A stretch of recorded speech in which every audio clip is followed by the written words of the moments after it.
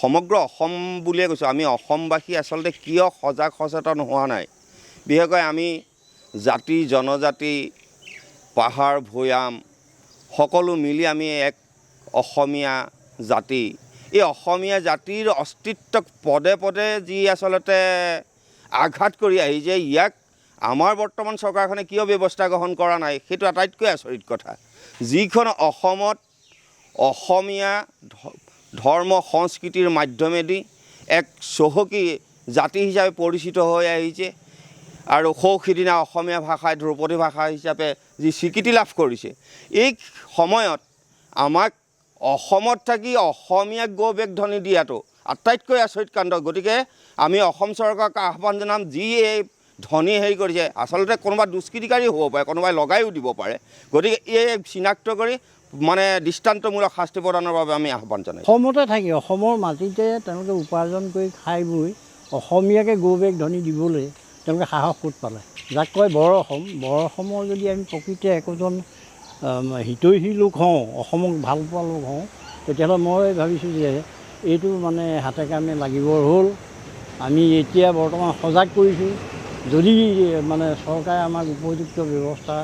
গ্ৰহণ নকৰে এতিয়া আমি হয়তো এইটো হাতে কামে লাগিবলৈ বাধ্য হওঁ সমগ্ৰ অসম বুলিয়ে কৈছোঁ আমি অসমবাসী আচলতে কিয় সজাগ সচেতন হোৱা নাই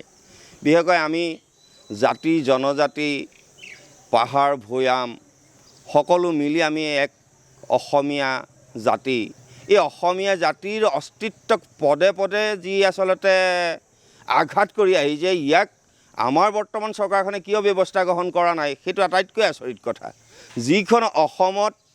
অসমীয়া ধৰ্ম সংস্কৃতিৰ মাধ্যমেদি এক চহকী জাতি হিচাপে পৰিচিত হৈ আহিছে আৰু সিদিনা অসমীয়া ভাষাই ধ্ৰুপদী ভাষা হিচাপে যি স্বীকৃতি লাভ কৰিছে এই সময়ত আমাক